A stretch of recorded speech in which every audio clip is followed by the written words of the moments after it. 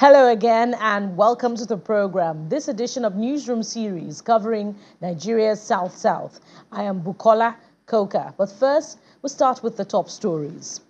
The defense headquarters in Abuja have declared one of the leaders of the proscribed indigenous people of Biafra, IPOB, Mr. Simon Ekpa, and 96 others wanted for terrorism. In a banner displaying the pictures of the suspects, the defense headquarters said it declared 97 persons wanted for terrorism, violent extremism, and secessionist threats against the state.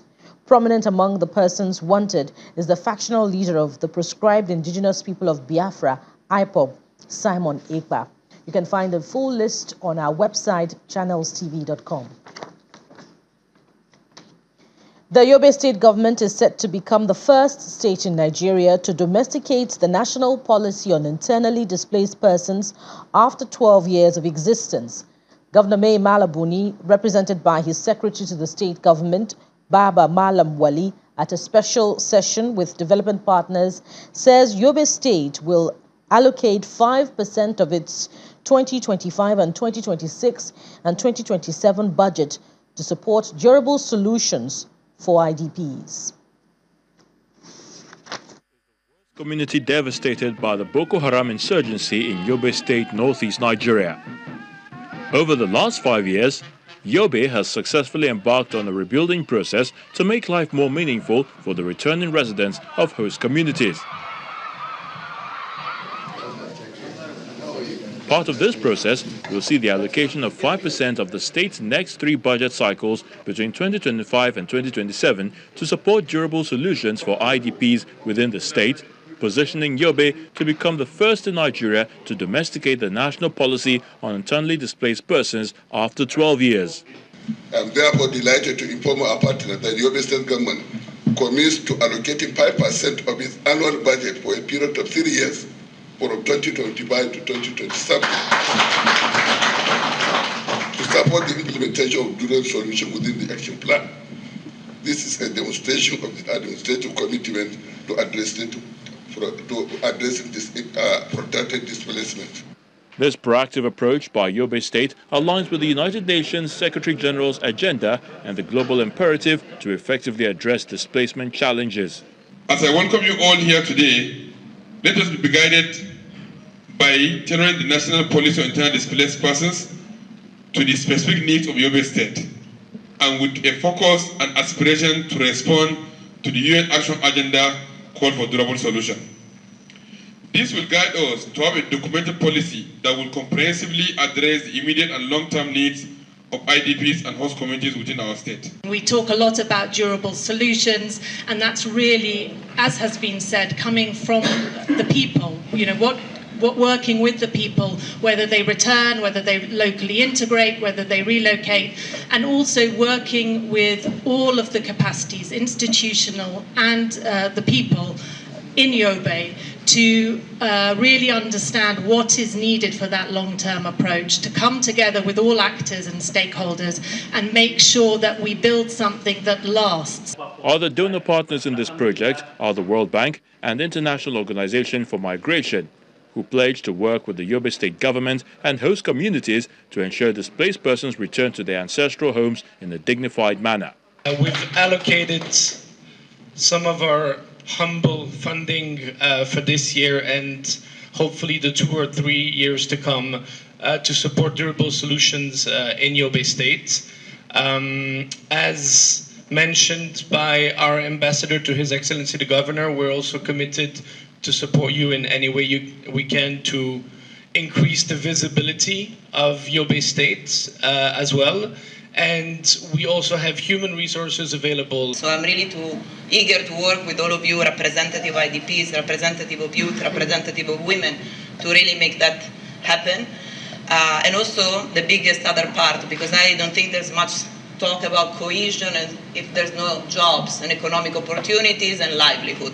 Meanwhile, the project coordinator, Solutions for the Internally Displaced and Host Communities, Dauda Suleiman, says collaboration with development partners will enable Yobe State clear strategies for the achievement of durable solutions. The objective of this meeting, of course, there are critically 3. Number 1 is to adopt the national policy on IDP. in the context and content of Yobe State. And then number two is to strengthen coordinations, because looking at the scope of IDP investment in the state, it involves a lot of stakeholders. It involves UN partners, it involves international organizations, it involves government at the state and federal level. So coordination is key. So part of the objective of the meeting is to also talk to ourselves. How can we strengthen coordination? And then, of course, number three is to build the capacity of the state officials for effective implementation of the action plan and the policy that we are going to develop. Yobe State says it's keen into the federal government's national policy on IDPs enacted 12 years ago that makes provision for the protection of specific rights from displacement, protection and assistance, especially for women and children who are the most affected. Healthcare delivery services in Yola, the Adamawa state capital, has received a boost with the installation of a well-equipped modern state-of-the-art mother and child center worth millions of naira at the specialist hospital in Yola. While on an inspection tour of the facility, the governor of Adamawa State, Umaru Fintiri, assures of his administration's determination in ensuring that all contracts entered into for the services of the state are fully executed for the benefit of the people. Contract for the uplifting and modernization of the Adamawa State Specialist Hospital Yola was awarded to a German consortium by the Murtala Nyako administration. Years after, aspects of the contract remained uncompleted. This center, meant to cater for maternal and child health, is one of them. This is a woman. When the baby is born, usually they are warm, so this is the woman for the baby. In line with his commitment to affordable and quality healthcare delivery, the Fintiri administration invited the German consortium to complete and fully equip the center. This is the anesthetic machine for that model there. Conducting the governor around the facility, the managing director of the Yola Specialist Hospital, Dr. Dauda Waking, says the equipment installed can cater for various health challenges. This center is a world-class center. And this is just one. We have a standard laboratory, we have the theater, we have radiology department. This is just one of them, and it's still the same like this. And it's a center for not just women and children, but even other male, female, and the rest of the cases. We have everything, MRI, CT scan. We have a standard laboratory worldwide. We have seen it before. And the theaters are also the same, standard here. So there's no facility that we don't have in terms of healthcare. Governor Umaru Fintiri expresses satisfaction with the facilities at the center and assures that workers will be trained to operate and maintain the equipment. My assessment is that we are doing our best. This is a world-class mother and child center that you can find anywhere in the world. And in our effort to ensure we reduce the maternal and child mortality rate in the state, we find it expedient to ensure that we have this center in the state so that our people will continue to benefit from the effort of government. This project was started by Governor Nyako, but in our effort to ensuring that continuity is sustained in the state, we have completed it, and you can see to yourself that everything that is required of world-class standard is here. We are going to recruit very experienced staff to add to what we already have at hand to ensure that the standard of this hospital is maintained. The managing director gives assurances that another batch of equipment will soon be commissioned to provide the much-needed healthcare services to the people. If you've just joined us, you're watching Newsroom Series Northeast on Channels Television. Governor Babagana Zulum says the donation of agricultural palliatives to Borno residents will serve to strengthen the agricultural initiatives being undertaken by his administration to revive socioeconomic activity and boost revenue generation at the grassroots. Professor Zulum says with more funds being invested in irrigation, farming and agro-allied equipment, rural dwellers will not have to rely on government for their livelihood. The governor made this disclosure while flagging off the donation of 140 million naira to residents of Jere local government area to engage in agro-allied and agricultural value chain activities. Beneficiaries, including women and youths, are given checks ranging from 500,000 to 1 million naira to engage in cattle fattening, agro-allied and agricultural value chain activities in the agrarian communities of Jere, Borno State. The executive chairman of Jere. This support is coming from the federal lawmaker representing Jere Federal Constituency, Satomi Ahmed, to complement the state government's intervention to boost the agricultural value chain, which has seen dams, irrigation channels opened up for farmers and other farming equipment purchased and distributed to farming associations. Applauding the lawmaker for encouraging farming among his constituents, Governor Zulum says such support will create wealth, ensure food security and guarantee self-sustainability. This will go a long way in addressing the challenges of poverty in the state. If this amount is carefully utilized, as it was said by Professor Adamawa, inshallah, the amount invested will double the income, will double the amount invested in one land. And this is sincere hope that in the next 2 to 3 years, these kind of beneficiaries will also support other beneficiaries. Honorable Ahmed credits the initiative to the mentorship and leadership style provided by the state governor. He appeals to the governor for the construction of a 21-kilometer irrigation canal to further boost the agriculture in rural areas. We have beneficiaries numbering 161, which will benefit a sum of 140 million. 96 people will receive 1 million each.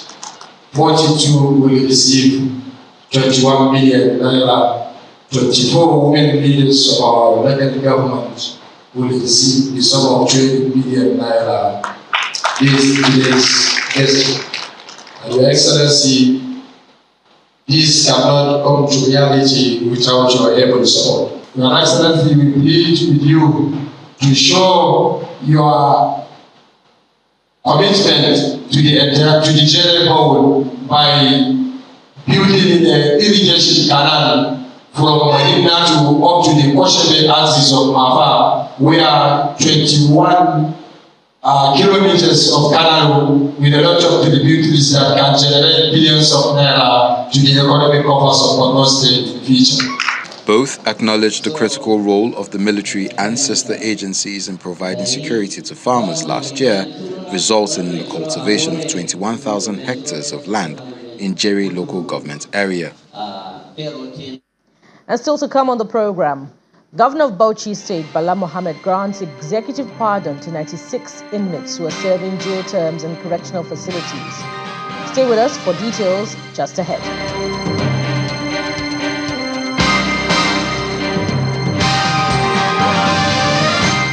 Welcome back. The Bauchi State Governor, Bala Mohammed, has granted executive pardon to 96 inmates who were serving jail terms in correctional facilities across the state. During his address to the former inmates at the official ceremony, Governor Mohammed emphasizes the importance of being law-abiding citizens and encouraged them to pursue legitimate means of livelihood in order to become self-reliant. Furthermore, he urges judges to exercise caution when remanding individuals in correctional centers for minor and trivial cases. Our correspondent Hajara Ali reports. It's a ceremonial event as the Bauchi State Governor, Bala Mohammed, grants executive pardon to 96 inmates who were serving various jail terms in correctional facilities across the state. The pardon is in accordance with Section 212 of the 1999 Constitution as amended. As part of the process, the government paid a fine and compensation of 7 million naira to facilitate the release of the inmates. the state's Attorneys General and Chairman of the Advisory Council on Prerogative of Mercy, Hassan Eliakob, SAN, explained the criteria used to secure their release. We consider the age of the inmates. That is those that are 65 years and above and have exhibited good character while in prison. The second one is ill health.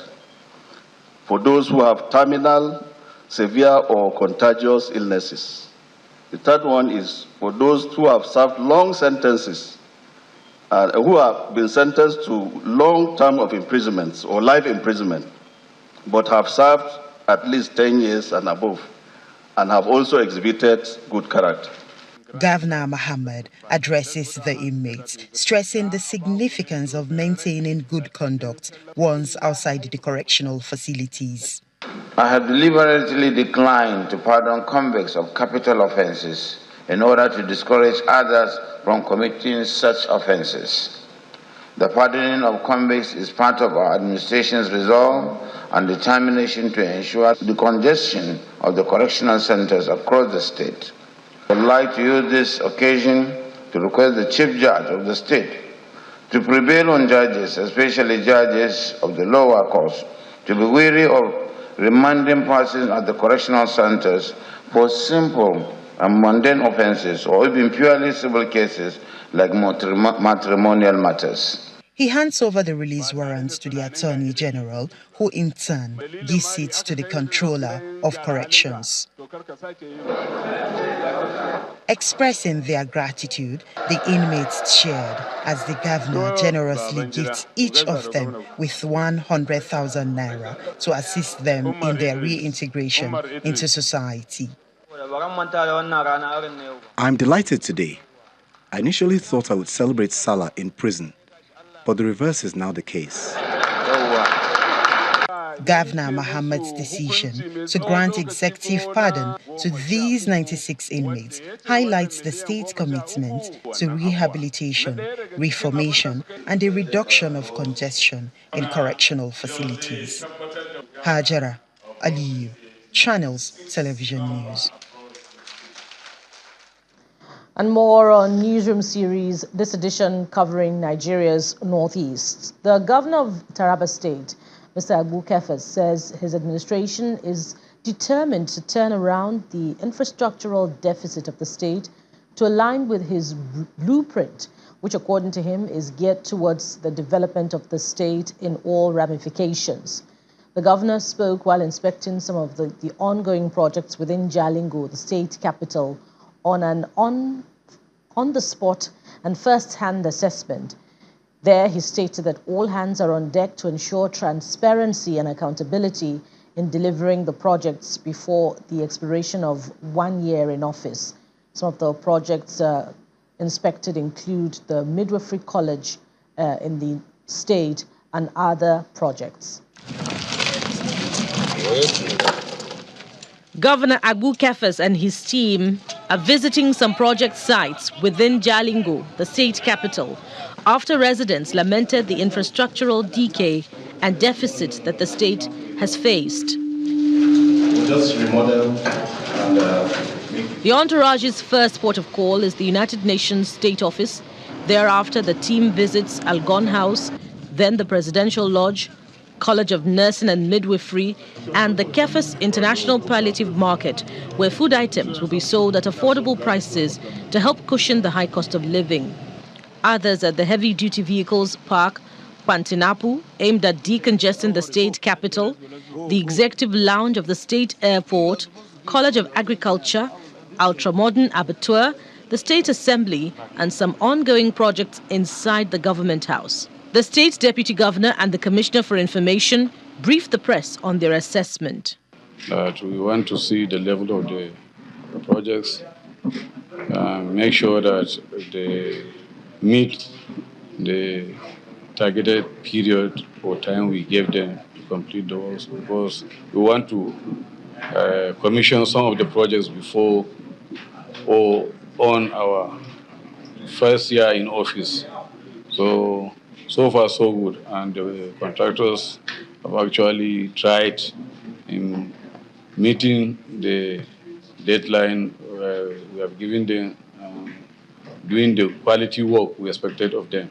So all in all I can say is you see the proactiveness of His Excellency, and you will see the extent of works that are going on within the state. This will open the state when we have a functional airport and proper residential areas and guest houses for guests. Will open up the state for other commercial activities. Speaking on the awaited commencement of the dualization and rehabilitation of over 300 kilometers of road, the State Deputy Governor says all that is required is being prepared to avoid hitches. He insists that government is required to revive the state's infrastructure to ensure that the dividends of democracy is felt by all and sundry. When the governor promised that, you expect that whenever his internal generated revenue and the subvention we'll be getting from the federal government will take care of what you are thinking, what he said will be done. But if the money is not enough, we don't want any work that will be done haphazardly for us, because we want people to make sure that we are doing a quality job for them. That is why you have not seen the work started by now. But I'm sure in the next 1 or 2 months, you'll see the work. With the decision of the state government to ensure that all sectors of the state's economy get a facelift, residents are expected to give the needed support through peaceful coexistence for development to thrive. And this marks the end of this edition of Newsroom series covering Nigeria's Northeast. Thank you so much for watching. Join us again next week when we'll bring you another round of editions. I am Bukola Koka. Bye for now.